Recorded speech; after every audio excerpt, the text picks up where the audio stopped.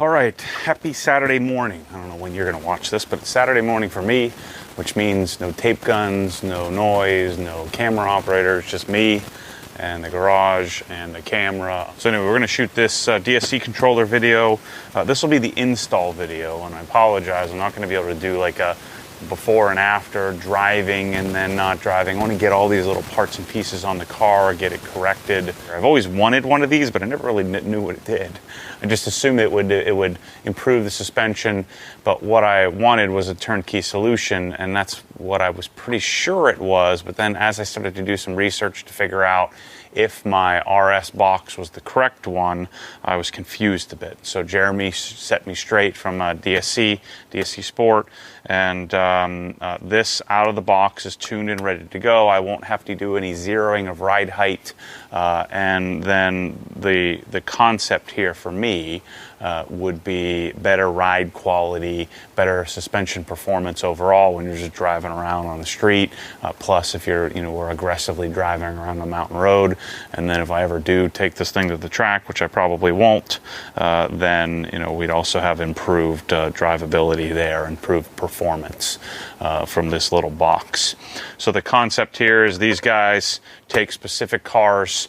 They're at the track, a couple of times a week, and I guess they buy it, or one of their employees will buy a car, and then they'll get to tuning, get to adjusting the suspension to give us an optimal performance profile that's a hybrid between street and track. And then of course it will retain the touring, sport, and track modes that are already on the car.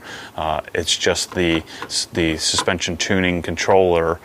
This replaces the OE one and then takes over and hopefully performs better. So that's the general concept here. So I got one for my Z06 and one for my GT3 RS.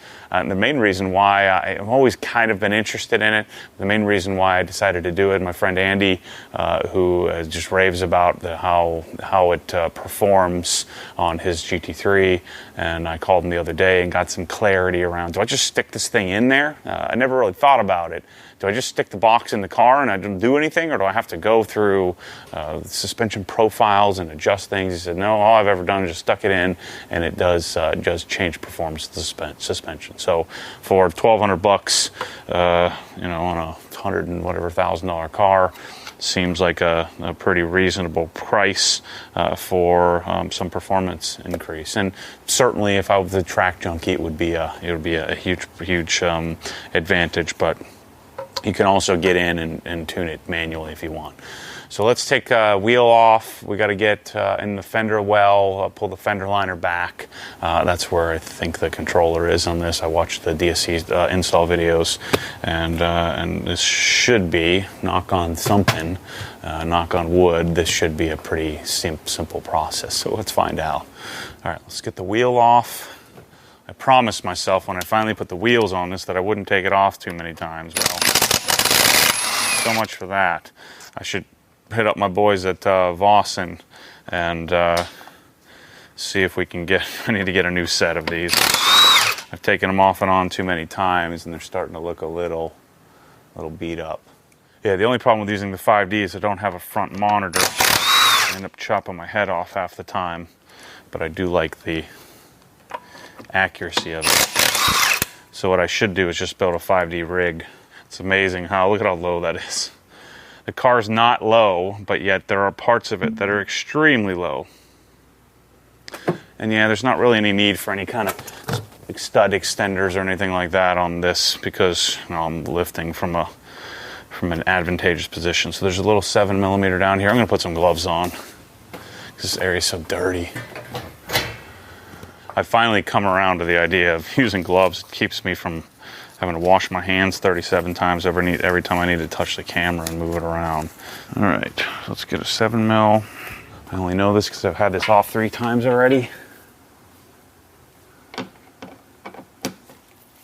hoping, the video they did, they just took this off. Did this whole process with the wheel still on it. So just take this little guy off, set it aside. Got these T15s. So there's just some T15s on this fender liner. So like I said, we'll just do this install video, so I have this in my archives and Rolodex of install stuff. And then we'll get some more driving stuff. Really, for me, it's going to be more about the whole package of the suspension changes, the sway bars, DSC controller, headers and exhaust. I might try to tackle the intake depending on if I get stuck on this here today or not.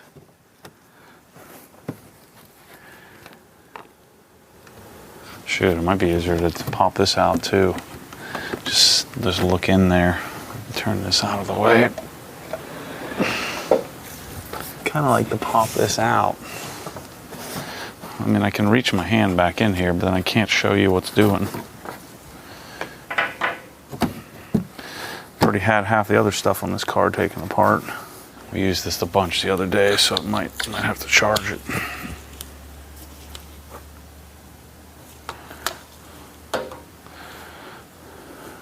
I mean, shoot, if you just pop this thing off, we could see everything in there.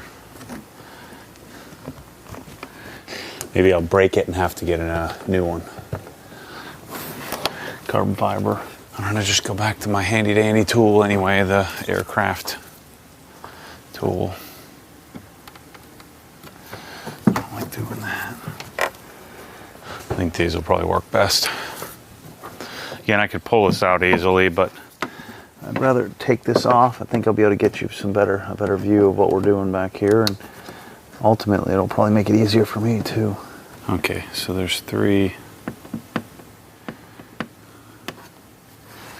little things that have to come off here first. Yeah, so what there's a little 8 millimeters. There's 3 of them that hold this side piece on. Make sure I don't drop them. I mean, once you break it loose, I'm going to easily just twist it off. So again, I think I could pretty easily get the controller out, but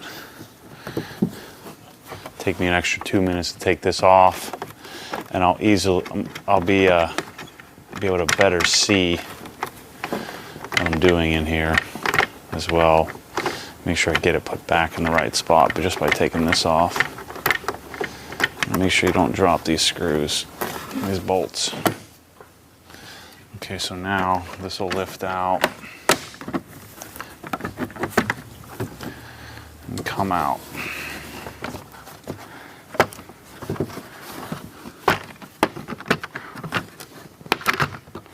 There we go.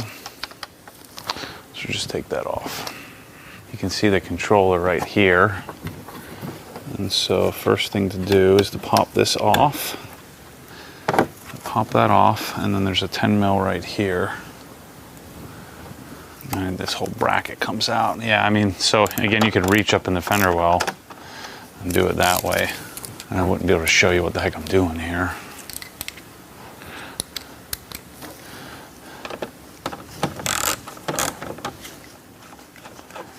Kind of want to leave this off for polishing. I decided to draw the line somewhere, and I didn't get these carbon fiber replacements here or up on the, there's a little 10 millimeter up on the fender liner. So now this lifts up and out.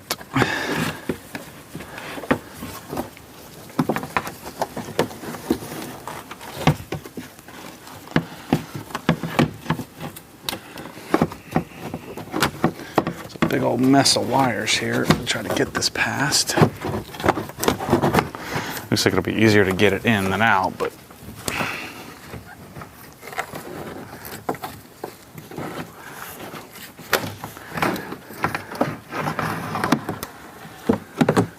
okay, there's the controller. Then what we do, how is this released?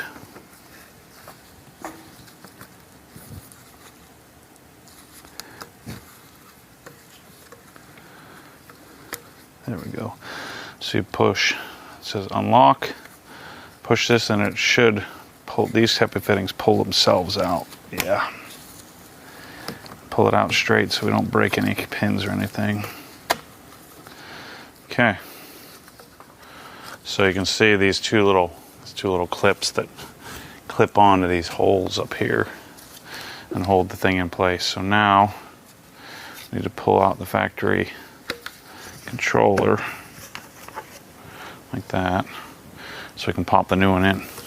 So then there's a cover for our USB, which I'm not going to need because I'm just going to run this at the OE like. So then the new box looks like that. Take this, make sure we slide it back in and let the cable do the work, let the connector do the work.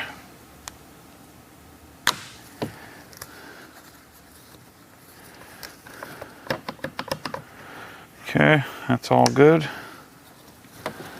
Now, let's get it back up in here.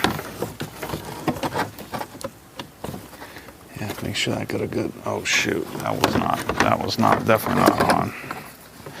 Let's try this again.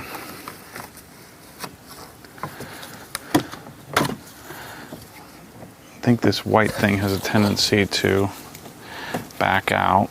Okay, that's good.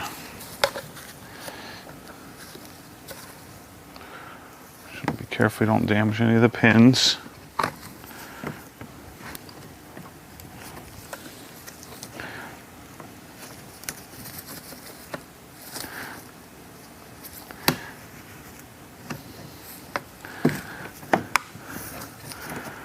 Okay, that's a better fit.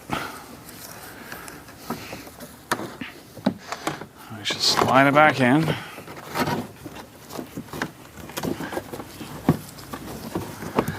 And then these holes line up.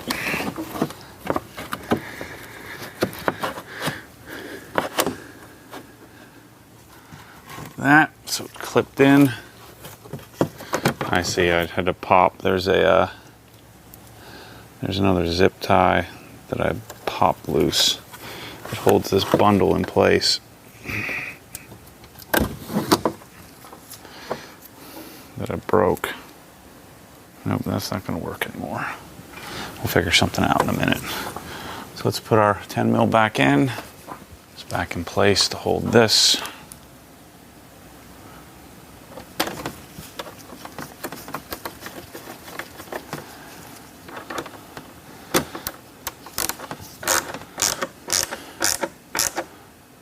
Plastic, so it doesn't need to be super tight. This connector clips back in place.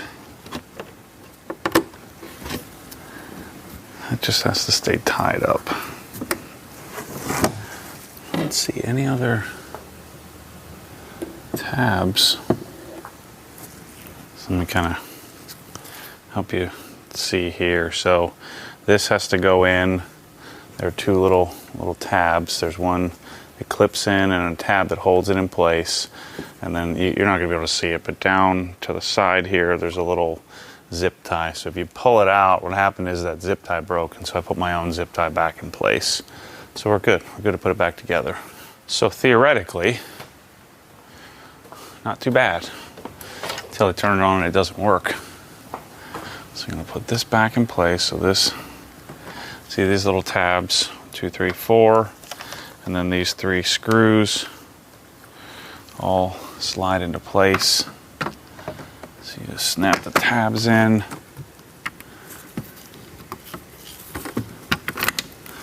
Slide the screws in, and then we put each one of these nuts back on.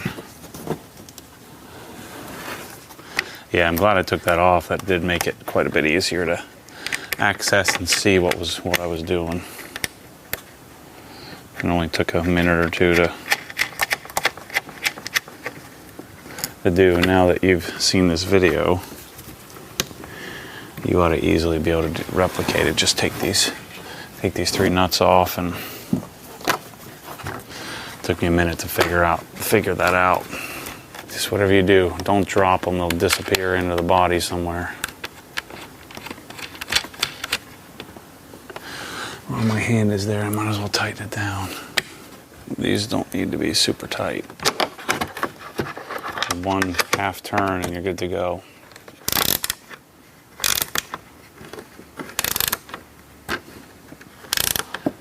Now, how did I get my hand up in there the first time? There we go. That's done. Kind of pulled this. You know, so I get a ton of questions from people about, well, why are you doing all this? You know, just to remind you, I bought this car to try it out, to experience it. And I think it's pretty clear I don't love it. So, I mean, there was a possibility that I fell in love with the car and loved everything about it and kept it. But, I mean, that was a very low possibility. And so, I don't know for certain until I'm completely done with it how much I'll like or dislike or how long I'll keep it until I'm done with it. So my process is to get the car, experience it, set it up. You know, it's as much as I complain about it, it's a little bit more fun to buy a car that's a little janky so I can kind of clean it up. But I'm going to finish all the things that I had planned. What I don't think I'm going to do, but who knows, I don't think I'm going to spend 15 grand and send it to K-Tac or do something crazy. I think I'm going to punt at that point.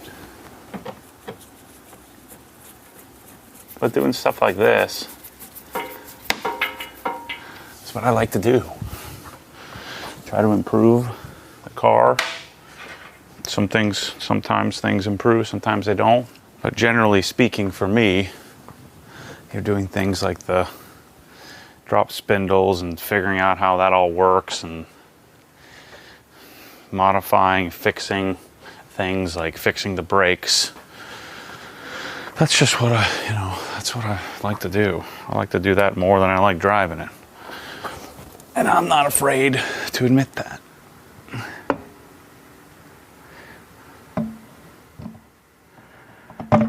But I'll drive it.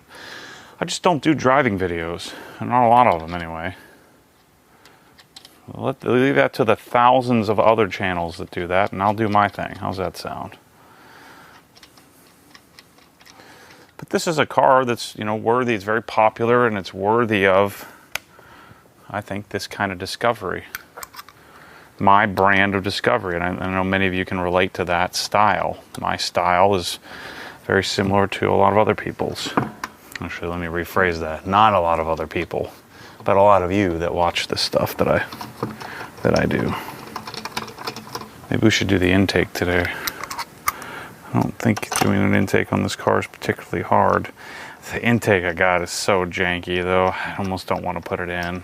So I would like to go tune the car somewhere.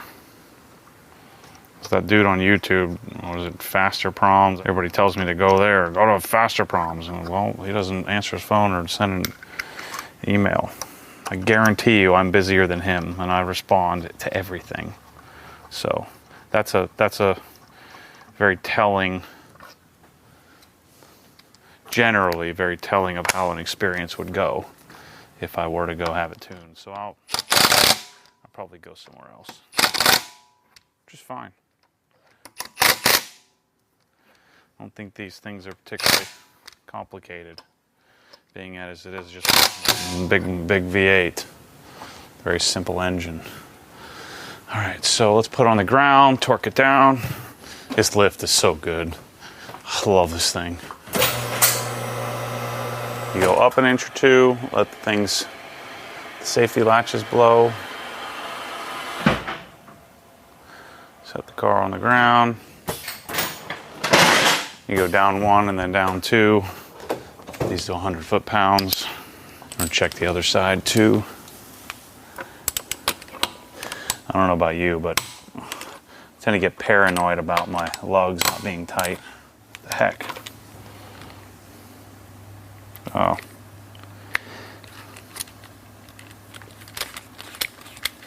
100 foot-pounds. Probably should be 90, but I do 100 just to be difficult.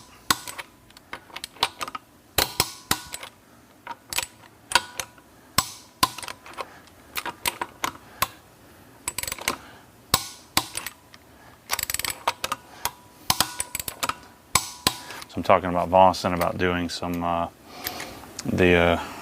what is it called, the S21 RS wheels for my RS. A little different than these, but still sick nonetheless. Make sure everything's good. There's touring mode, sport mode, track mode. All right, no errors. Good to go. All right, no errors. I think what I really want to do is steam the seats here. I should be good on new door cards, new steering wheel. You know, I did clean up in the previous video of from the other day of doing the radar detector. I cleaned up the shift knob and some of the center console piece, but it's just not. It's not good. This suede doesn't, or Alcantara, whatever the heck it is, doesn't do as well. I was able to clean up this piece okay. At least get the yellowing. There's a lot of yellowing in here. Just kind of dirt buildup, and especially on the door cards. So there's some dents and dings on the door cards anyway. So I'm hoping that they come through and get them soon. And I'm hoping I got the right shift knob. But I did clean this up just to be on the safe side in case it doesn't come, and then maybe try some other places. But anyway, DSC controller set up. The car's coming together. Next I have to do the intake. I already mentioned in the beginning of the video some of the other things that we'll be doing with the headers and exhaust, and getting that set up. It's just too raspy for me. The interior needs a good cleaning, and then of course the exterior needs to get dialed in. So I don't know, we'll see. I'm gonna go edit this video, and then we'll see what else I get into this weekend. Maybe I'll mess with the intake here. I'd like to get all that stuff off the top of my cabinet so I can have my garage back, and then go drive the cars for a little while, list them for sale, hopefully not lose my shirt, and yeah, this is part of the fun. Yeah, Corvette is coming together. So thanks for watching. Thanks to DSC, and they didn't give it to me, I bought it. But thanks to them for the information. And then let's see, I'll be probably hopefully doing some driving impressions. The short shifter, which is freaking awesome. The MGW, just amazing how good that feels. Can't wait to push the car when I can actually steer it. But the DSC is something that I think can make a big difference, and who knows, maybe I'll end up on Sebring with this car. So thanks for watching, and a little bit more Corvette content for those of you who like Corvettes, and for those of you who don't, it's only a little bit more. The key will be, I'm gonna, paint is paint, and so we're gonna detail the thing, and I think most of you that watch this prefer those kind of videos. So anyway, thanks for watching. As always, stay tuned for more crazy. Catch you on the next one.